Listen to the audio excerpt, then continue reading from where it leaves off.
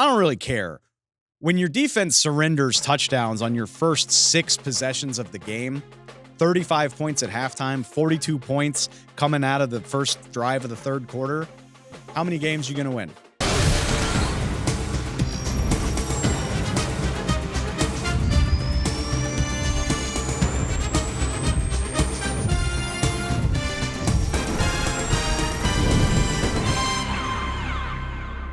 Carr, pressure, lets it fly. Going deep, Shaheed. Oh! He's got it! Touchdown, New Orleans! A bomb to Shaheed! We knew they were going to see a lot of play-action passes, and Shaheed is the guy. No pressure in the pocket, comes late, but Derek Carr just dropping a dime. Just don't think if you're a secondary defender, he can hold on to the ball that long. Awesome throw by Carr. Coming at you faster than a 70-yard Rashid Shaheed house call. My, oh my, did week 2 deliver the goods? Welcome into the NFL on Fox podcast. I am your host, Dave Helman. And I don't know where to begin because, look, if you thought week 1 was a little too chalk, not enough drama, 1 week later, we've got the cure for your ills. Week 2 of this 2024 NFL season, a wacky one. 9 one-score games, 7 underdog victories, 3 walk-off field goals, and too many incredible results to count, led by those New Orleans Saints who made a hell of a statement right here on Fox in the early window. We're going to get into all of it. We got you covered 7 days a week. You know the drill. Make sure you're subscribed. If you're not, go find us on Spotify, on Apple Podcasts, wherever you get your pods. Wherever you get your NFL news. We are with you all season long, and we are going to take you through the goods of a crazy week 2. If you don't know the drill by now, we call this our Sunday 6. 6 themes, takeaways we think you need to know for the weekend. Individual results, performances, trends, what have you. This is what you need to know coming out of a very fun week 2. Let's start the Sunday 6 out with what we're calling Measuring Stick Monday, because we came into week 2 with 2 teams in particular facing big matchups that we wanted to see more from. New Orleans Saints and Tampa Bay Buccaneers were touchdown underdogs in week 2 and both won outright. The NFC South saying, hey, we got some good football teams here. We could play some ball. Let's start it out with the marquee game on Fox on Sunday. That would be the New Orleans Saints smashing the Dallas Cowboys 44-19, 25-point win that was even more lopsided than I think that score suggests. The Saints crushed the Carolina Panthers in week 1, and a lot of people, yours truly included, mea culpa, Saints fans, we said, yeah, that's nice. You beat up on the Panthers, but can you do it against a real team? Yeah, suffice to say that they can. The New Orleans Saints have scored 91 points through their first 2 games. It's the second highest point total through 2 games since the NFL merger. It only trails the 2009 Saints, who you might remember won the Super Bowl, one of the best offenses we've ever seen in NFL history. This Saints team looks like, I mean, it's so early, but they are on an impressive track. I don't know where you want to begin. This is one of those games where the Saints put up video game numbers, 35 points scored at halftime. It's ties the most for the highest point total in the first half. How about Derek Carr, that guy on your screen if you're watching the show? You realize Derek Carr started out his season leading the Saints on 11 scoring drives over the course of 2 games. Unreal stuff. Derek Carr only needed 16 pass attempts to throw for 243 yards. That's 15.2 yards per attempt. It's the 3rd highest total in the last decade. Only Lamar Jackson has ever averaged that many yards per attempt going back to 2015. Incredibly impressive stuff. And the key to it all, the run game. The Dallas Cowboys have struggled to defend the run in the past. It was a problem for them all of last season, and they failed an early test in Mike Zimmer's tenure as defensive coordinator. The Saints go for 190 yards on the ground. Alvin Kamara turning back the clock, making it look like it's 2018, 2019. 20 carries for 115 and 3 tutties. Throw in a couple receptions for 65 yards and a touchdown as well. I'm guessing if he's on your fantasy team, you are happy on this Monday, and I'm not surprised that he was Tom Brady's LFG player of the game. Alvin, congratulations. What a performance by you. 4 touchdowns, 180 yards offense. You did it in the run game. You did it in the pass game. You were awesome today. Congratulations. How's it feel to come on the road against a really good defense? You guys handled them all day long. Man, it felt good. I think we had a great week of practice. We just focused on us all week. Clint put together a great plan. We felt good about it all week and just executed, man. It feels good to come out here and put it all together. Yeah, the execution was great. You guys had so many touchdown drives to start. You were playing with the lead. All those weapons that you have were at your disposal. But I want to give that offensive line a lot of credit. They were challenged all offseason, obviously into the preseason, wonder what they could really be. How do you feel about how that offensive line performed for you today? Man, those guys, look, and they don't always get all the credit, but I'll give them all the credit. I'll give them all the kudos and the flowers, man. Those dudes worked hard, harder than anybody all week, all offseason, all camp. I mean, they heard all the noise, all the talk about how they weren't going to be what they knew they were going to be, and they just coming out and performing, man. They doing it. They getting ugly down there and just giving us space and opportunity to go out there and execute, man. I love them boys. Yeah, congratulations. You got the LFG Player of the game. That's a nice trophy for you on the mantle. This came out your budget, Tom? Yes, it did. I did. We worked hard to design that, but you've earned it today. So happy for you. Next time I see you play, I want 5 touchdowns. 4 wasn't good enough. All right, bro. I got you. Congrats. Have a great rest of the season. I hope I see you soon. No doubt. I'm so happy Tom and Alvin shouted out 2 things in particular. Let's start with the Saints offensive line. Talk about answering the bell. This has been one of the most maligned units in the NFL going back to last year. Big part of the reason why the Saints offense looked as mediocre as it did for a big stretch of 2023.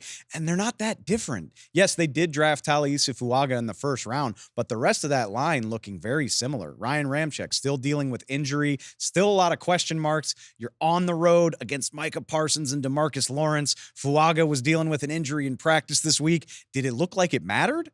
Derek Carr sacked just 1 time in this game, had plenty of time to throw. 8th offensive snap of the game is when it really felt like this was going to be a different sort of game. Carr gets plenty of time on the play action, finds Rashid Shaheed for a 70-yard bomb. They go up 14-3, and from there you say, oh, this is going to be a much different game than I initially anticipated. Offensive line deserving so much credit for that. Like I said, 190 yards on the ground, 3 different ball carriers averaged 5 yards per carry.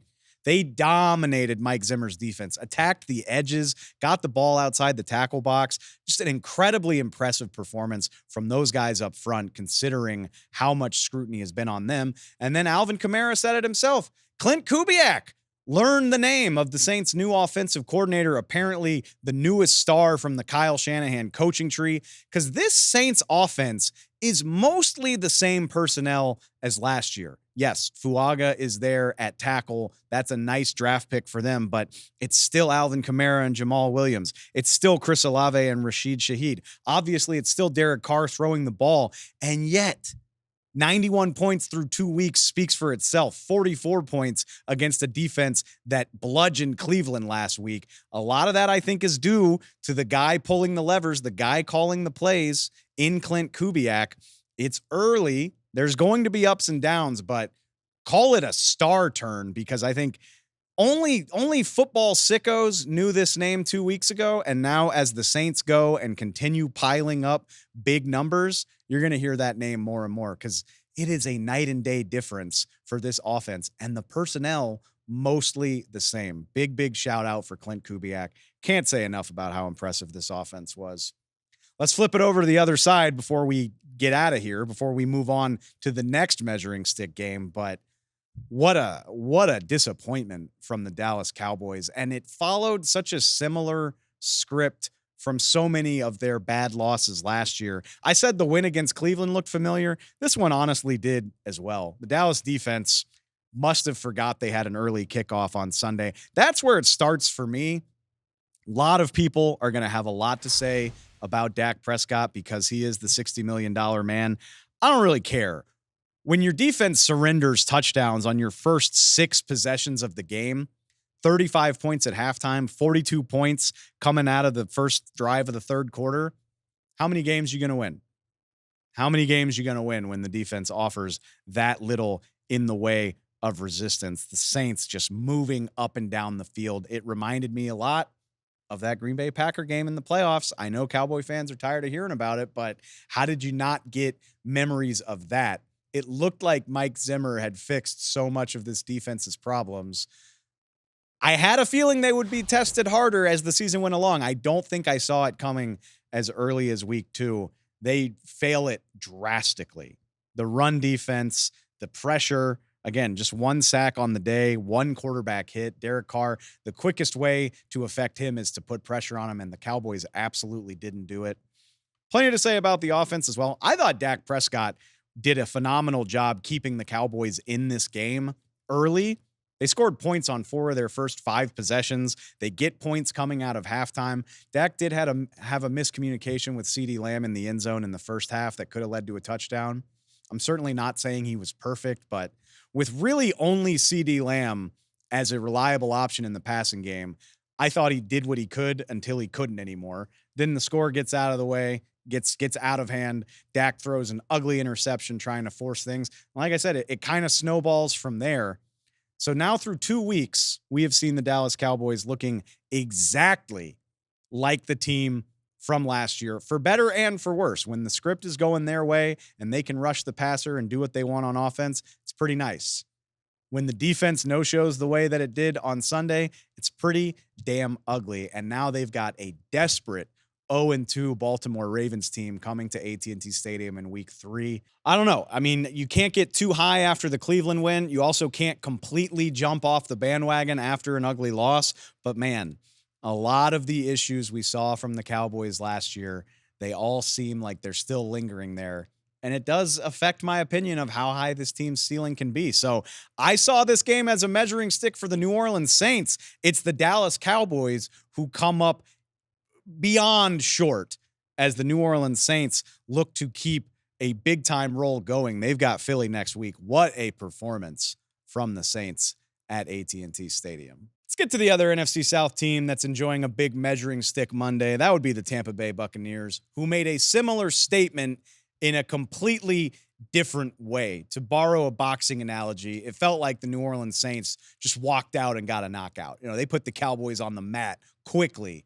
Tampa Bay Buccaneers felt like they were just absorbing body blows for 60 minutes and getting the scorers results at the end of each round. Like, yeah, maybe not the most decisive win, but they made the bigger, better plays when it mattered most. They get a gutsy 20-16 win against the Detroit Lions up at Ford Field. And remember, not only were they touchdown plus underdogs, they were short-handed in this game.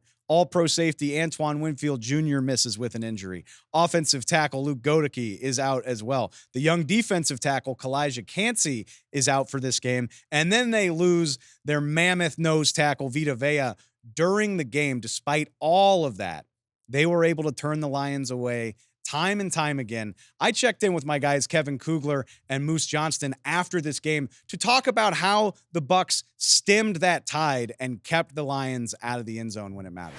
All right, fellas, Tampa Bay outlasts Detroit in a fun one up there at Ford Field. I got to go back to the start of the second half because, this is a depleted Buccaneers defense. The Lions moved the ball at will to start the third quarter out. And then Tampa Bay just shut it down. What was the adjustment? What was the key there for Todd Bowles and his defense to hold the Lions out and get this win? Well, and really, you talk about the defense of Tampa Bay all day, Daryl, but then that moment especially was huge. I think the big thing is Vita Vea goes out, and that is something you're going to have to adjust to, and I think it's just a process of getting through it. One of the things that Todd shared with us during the week, we were talking about injuries on Thursday with the players, and then Saturday morning with Todd Bowles, as we got a kind of an update on who was going to be able to play and who wasn't going to be able to play, and asked him, how do you change that? He goes, we don't. That's what training camp is for. It's to get our young guys ready. They know our system. We trust them. They work hard at it. They've got to go out and they got to play. And they did. They played great. And Christian Izzian, stepped in and played well. Zion McCollum, who had been in concussion protocol all week, just had a whale of a game. And Servassier Dennis, one of the guys that's in the linebacker rotation, was outstanding here today. So it's guys stepping up and taking advantage of an opportunity because of injury. I'm guessing the Lions are going to look at this like they missed some opportunities. You go back to the field goal team issue at the end of the first half, obviously 2 turnovers, but what does it say about the Bucs to find a way to do this? I mean, Baker Mayfield's under duress all day. We just talked about the defense dealing with some injuries. To find a way to get this done, what did the Bucs show you in this game? Well, it shows me that their conversation is valid. Their whole conversation has been, why not us? And today was another step forward in the why not us? Why can't the Tampa Bay Buccaneers be an NFC team that could go to the Super Bowl this year? Let us be a part of that conversation. When you come into Detroit and win here, a team that beat you both times last season, won here in the divisional round, now you have a leg up on Detroit, depending on what happens down the course of the season. But the one great thing about the end of the half, Dan Campbell owned that one. When we came out in the second half, he goes, that's on me. I've got to find a way to make up for my mistake that I put my team in a bad place with. And then Jared Goff has the interception into the middle of the field late in the fourth quarter that takes away another opportunity where you could have gotten 3 points. And that changes that whole dynamic coming down the field on those last 2 offensive possessions. So your head coach and your quarterback today both made it a little bit more difficult than it needed to be, and they've got to get these things cleaned up as they move forward. I'm guessing in the big picture, the Lions will be just fine, but man, what a gritty, impressive win by the Tampa Bay Buccaneers. Absolutely. Let's start the conversation, guys. I really appreciate the time. Thank you. Thanks for having us on. I don't say it to take credit away from the Tampa Bay Buccaneers because they made the plays that mattered, but the Lions had to have lost sleep on Sunday night thinking about going 1 of 7 in the red zone. You just can't do that. Like 1 of 4 is an abysmal day in the NFL, let alone 1 of 7. Lions settle for a field goal from the Tampa 3-yard line.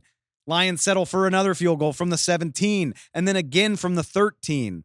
Jared Goff throws a pick at the Bucs 9-yard line, and then they turn the ball over on downs late in the game, once from the 11, once from the 26. You realize the Lions more than doubled up the Bucs in total offense, 460 freaking yards to 216. Lions also converted 40% of their third downs compared to just 2 of 10 for Tampa.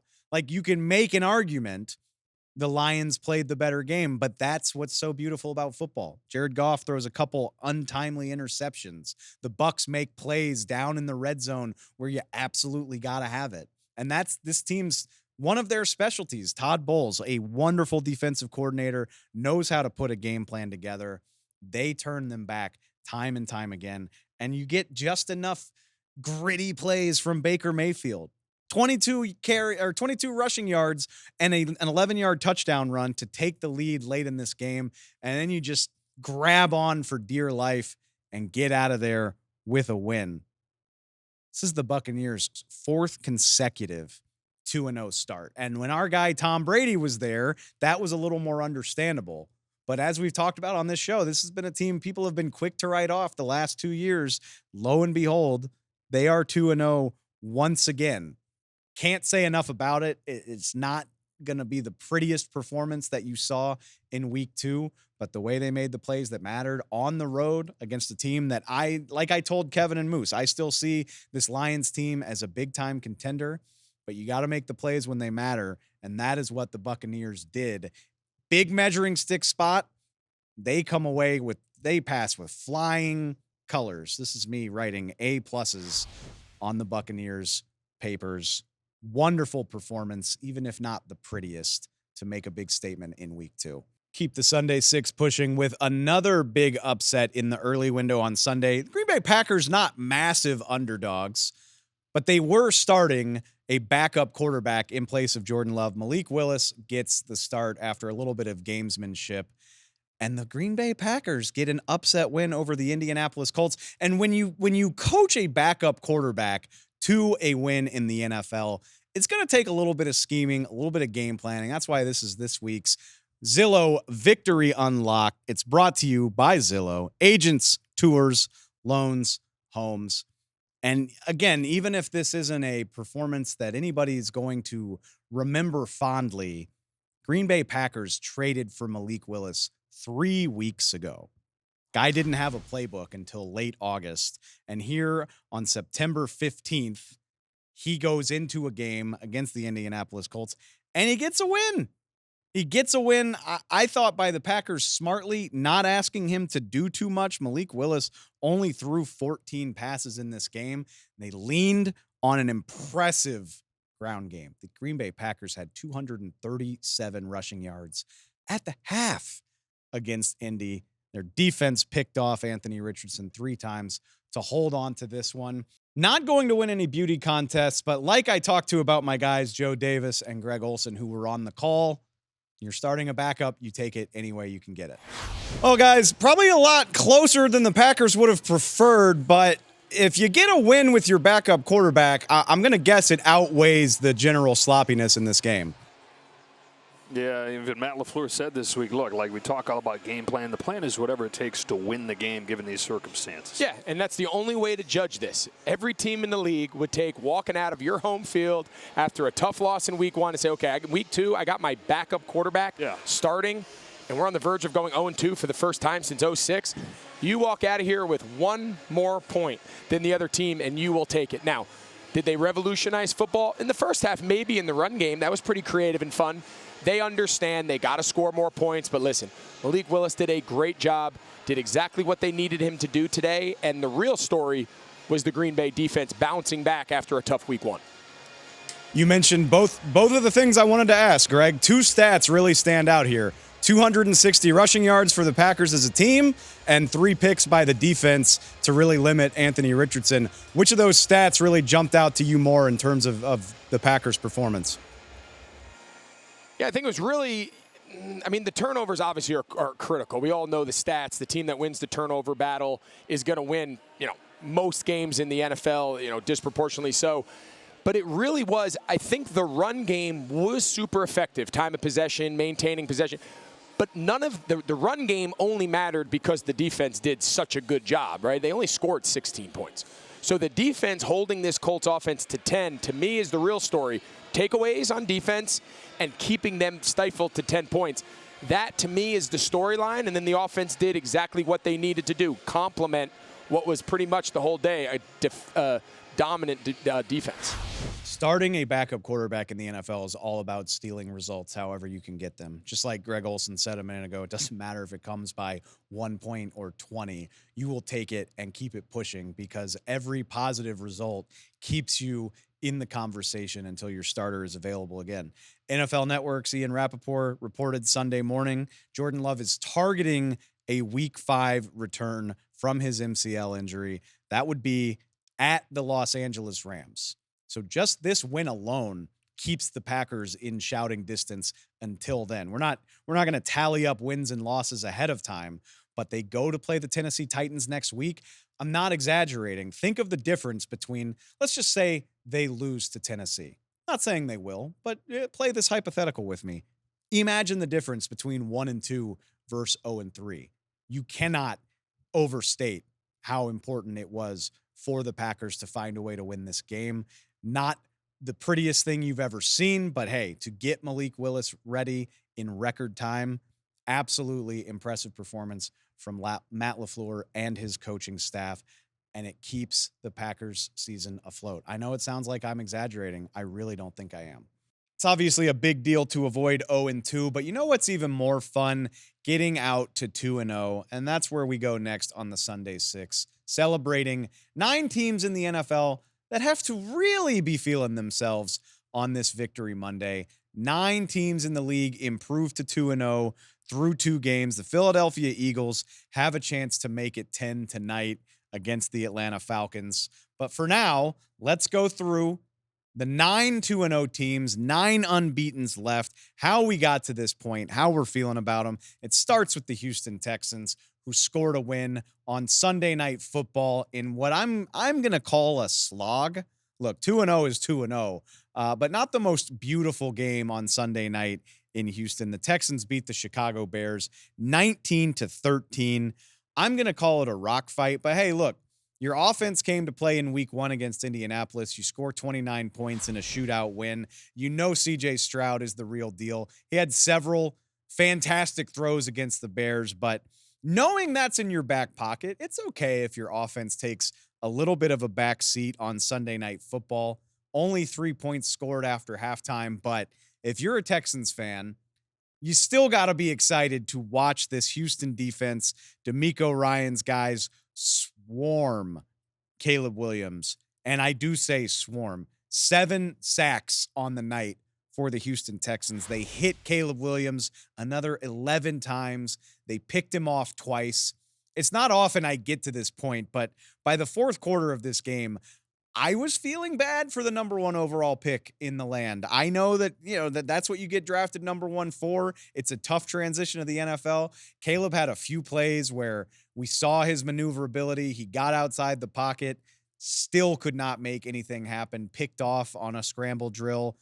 Much, much harder in the NFL, as the Houston Texans demonstrated on Sunday night.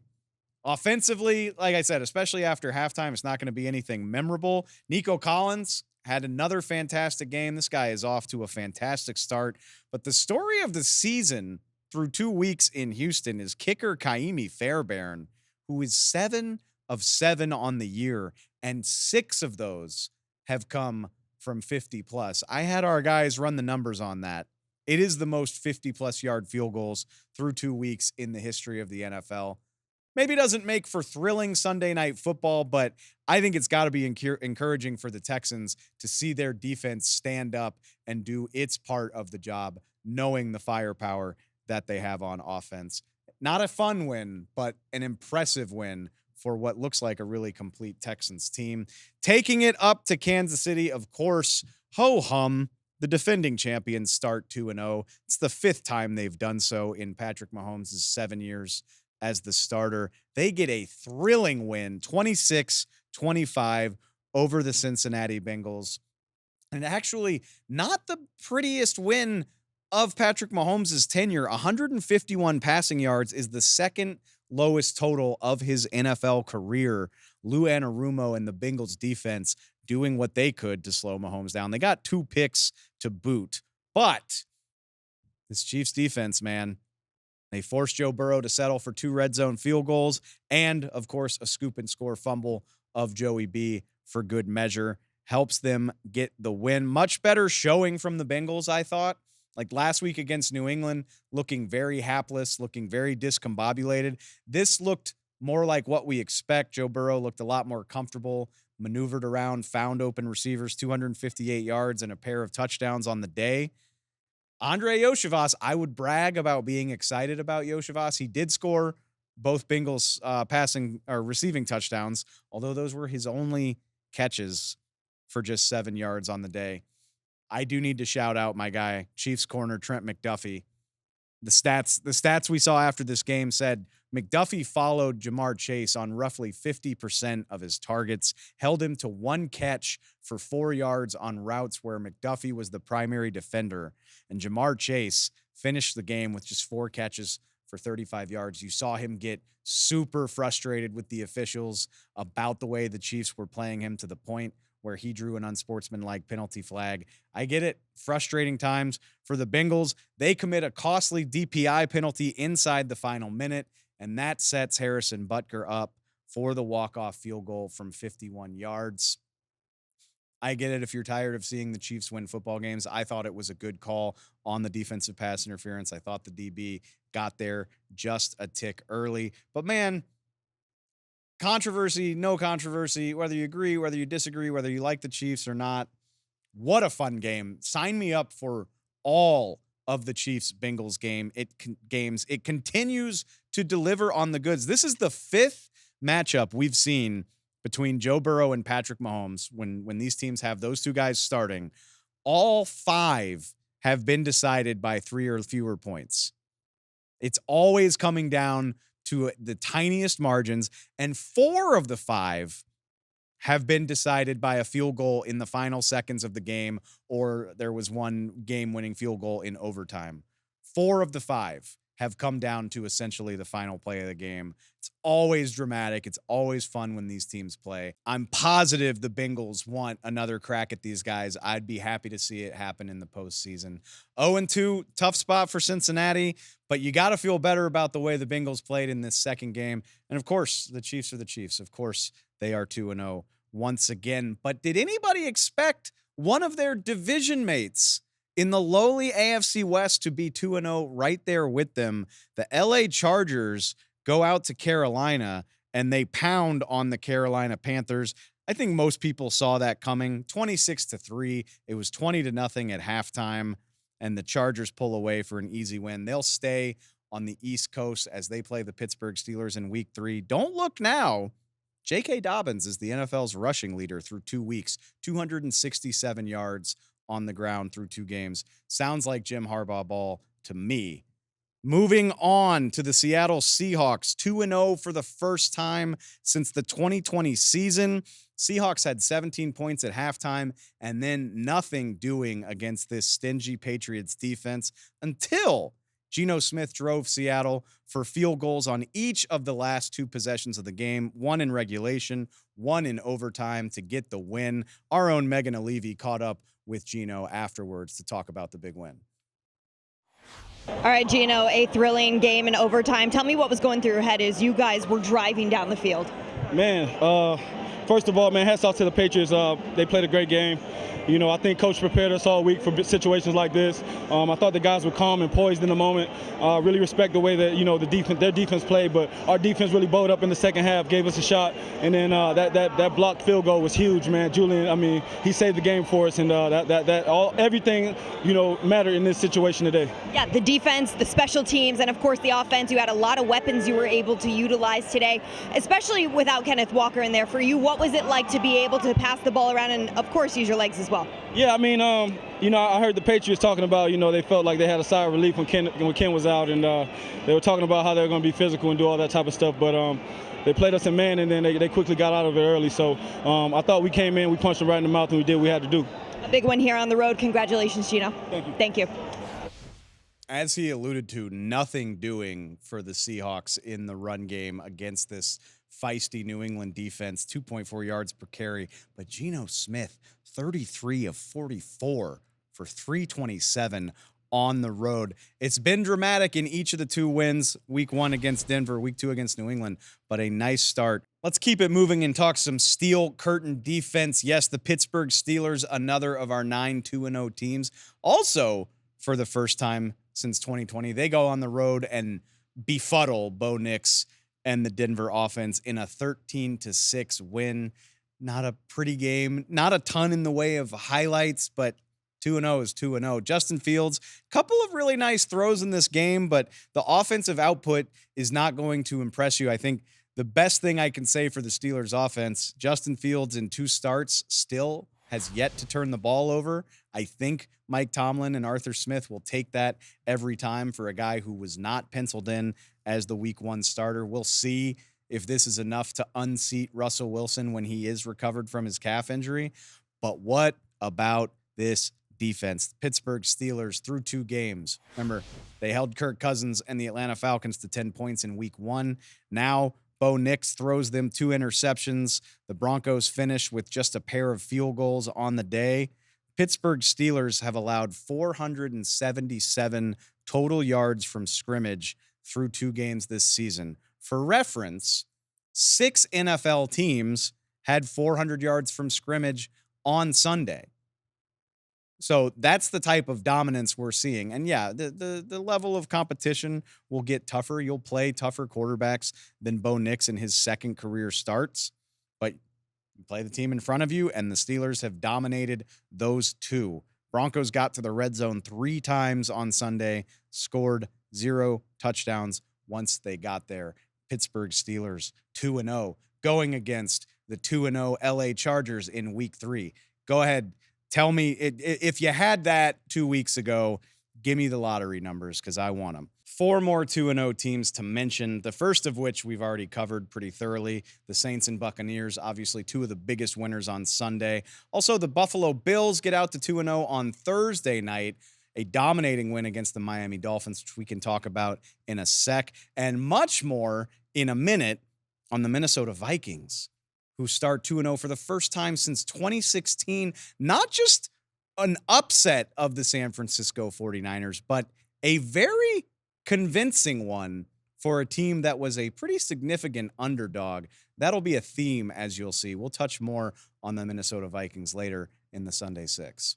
Well, we've been saying for the last few days that week one is a liar, and the lie we told ourselves about the Arizona Cardinals, that Marvin Harrison Jr., maybe he's not good. Maybe he's not fast. Maybe he can't get open. The Buffalo Bills held him to 1 catch for 4 yards. Oh, my God, it's the worst debut by a top 5 pick in 30 years. And it took Marv Harrison Jr. all of about 8 minutes to prove exactly that, which is that it's a lie. 4 catches, 130 yards, and 2 touchdowns, all in the opening minutes of this game. Adam Amin, Mark Sanchez were on the call. And I asked him, guys, pretty good, huh? Well, guys, at the very least, I think we can say we are no longer worried about Marvin Harrison Jr. Am I right? That was the big scuttlebutt, basically, over the last 3 days. We're in Glendale. We're going back and forth with Phoenix, and I'm talking to coaches. We're talking to players. We're talking to media members. We're talking to fans. And everyone's like, oh, I don't know about Marvin Harrison. It's one game. The general consensus was, don't worry, it's going to be fine, and he proved it within 15 minutes of play today. Well, you're exactly right. They got it to him early and often. That was the plan all along. We talked to Drew Petzing. We talked to Kyler Murray during the week, and they showed like they weren't even going to flinch. Don't worry about it. He'll be fine.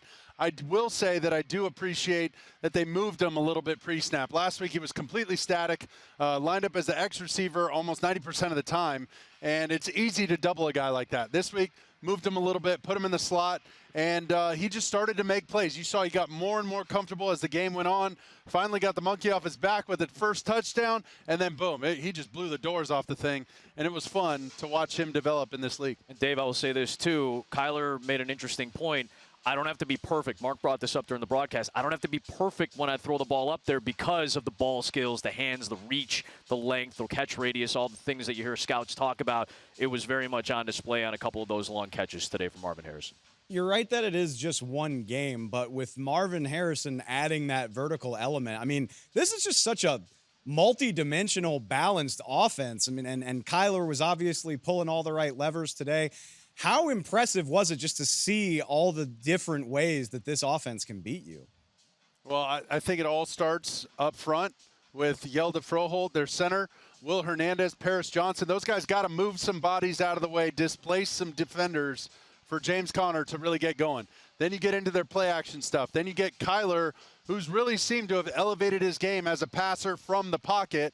Then when you do get pressure on Kyler, he's out of there. And he's still got the athletic ability to make you miss and make you pay when you take a shot at him. And then the accuracy was there. Plus all the balls bouncing their way today. The football bounced perfectly in their lap a couple times.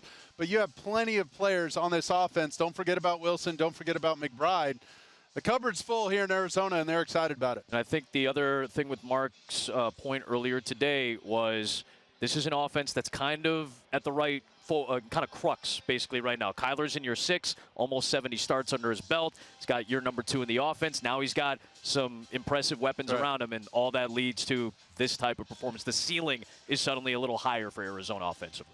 It is a heck of a way to get into the win column. I can't wait to see where they go from here. Guys, I appreciate the time. Thanks, Dave. Thanks.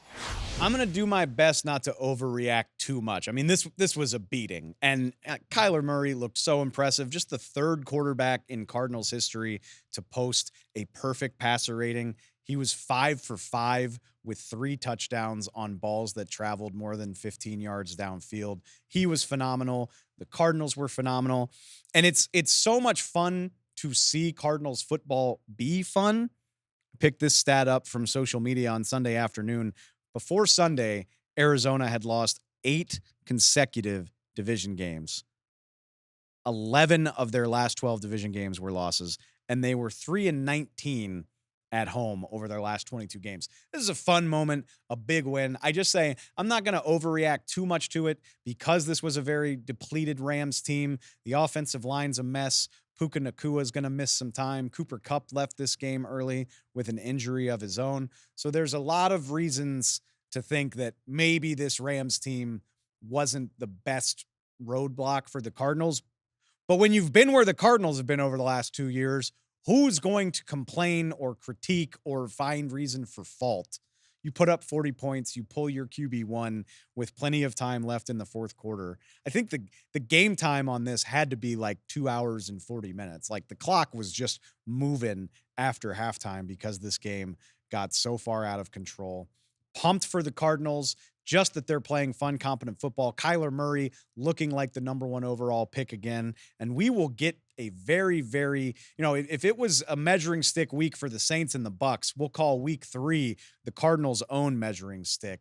They welcome in the Detroit Lions, and we'll get a very real idea of whether this is a feel-good story or something very, very real that we need to have our eye on. But a fun afternoon out in the desert either way. One last major thing for you to know for our Sunday 6, and that's that week 2 was a week for the underdogs. Very literally 7 underdogs won this weekend. And if you're wondering if that's rare, I took the time. I can tell you, yes, it is. We went and looked going back to 2019. It maybe isn't the rarest thing in the NFL, but on average, 7 underdogs only win about 3 times a year in the NFL. So 3 out of 18 weeks, you'll see this much craziness relative to upsets, relative to the spread. And these weren't just wins against the spread. These were outright wins by 7 different underdogs, some of them very significant underdogs, as we will get to. And for my money, for a lot of people's money, if I had to guess, no bigger upset than the one that happened in Baltimore. The Ravens, 9-point favorites against the Las Vegas Raiders, and they go down 26-23. If the Bengals took out half of the survivor pools in week 1 by losing to the Pats, I'm guessing the Ravens took out the rest of them by blowing a 10-point lead in the fourth quarter to the Raiders. That's what they did. Baltimore was up by 10 with 12 minutes to play, and from there, Gardner Minshew just went to work, man. I know how that sounds, but it's true. 8 out of 12 for 97 yards and a tutty in the fourth quarter. And while the Raiders were mounting this comeback, the Ravens did what they could to help them out. 2 3-and-outs that amounted to -1 yard of offense in the fourth quarter when they had a chance to slam the door. The Ravens, to me, are just a wild example of when things aren't working, they're really not working. And we looked this up too. I'm not crazy. Since 2018, when Lamar Jackson took over as the Ravens starter, Baltimore's 54-7 when up by multiple possessions, 9 or more points at any point in the fourth quarter. So clearly very, very good. Like the Ravens have obviously won a lot of games with Lamar Jackson. But of those 7 losses where they blew a 2-possession lead in the fourth, I do think it's interesting that 5 of them have happened in the last 3 years. They did it once last year against Cleveland.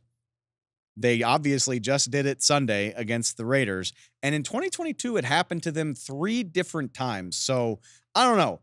I'm not going to be too harsh on the Ravens with all of the wins that they've had. I still think they'll be fine. But they've got a knack for losing commanding leads in crunch time. I think it's something worth knowing, something worth paying attention to. But Gardner Minshew, first win as a Raider. What a performance coming back to get the 26-23 win. A team that I think a lot of people wrote off before the season. Maybe they still will. Maybe this will be that mystifying result 10 weeks from now that we don't understand how it happened. But hey, that's why you play the game. Several more huge underdog wins. Again, earlier in the show, we already covered it. Saints were a touchdown underdog in Dallas, and the Buccaneers were a 7.5-point underdog in Detroit. They both get big wins. The Packers get an upset win against the Colts. But as I said earlier, let's talk about those Minnesota Vikings, who they were as big as a 6-point underdog earlier in the week. The line was down to 4.5 after the Christian McCaffrey injury news. But this is still a game that the vast majority of people expected the San Francisco 49ers to win. And I don't think you can even blame the absence of Christian McCaffrey. He goes on IR over the weekend. Jordan Mason steps right back up and has another fantastic game, a solid 100 yards and a rushing touchdown.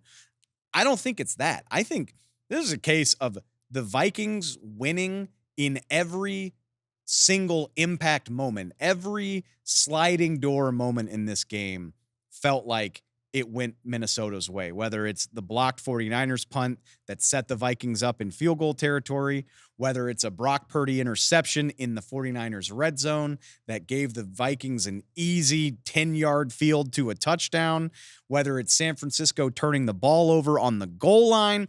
And then, of course, if you were wondering, yeah, it is rare to see somebody go 97 yards for a touchdown. That's what Justin Jefferson did in this game. The longest play ever allowed from scrimmage in the 49ers' long and decorated history. Justin Jefferson bruised his quad in this game. He told reporters afterward he would be fine. But I do think it's worth noting, by the end of this game, Sam Darnold was working with no J. Jeff, no Jordan Addison, no TJ Hawkinson, no problem at all. The Sam Darnold Reclamation Project is on in Minneapolis. Passer rating of 109 or better in both of his Vikings starts.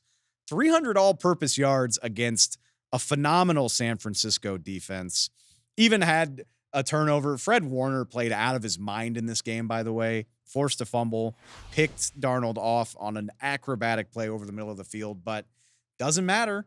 Vikings win by 6, but they were in command for a solid chunk of this game. Niners rallied late, but very, very impressive with how assertive Minnesota was in this game. And maybe if I'd looked into it, I might have been less surprised. I was shocked to know.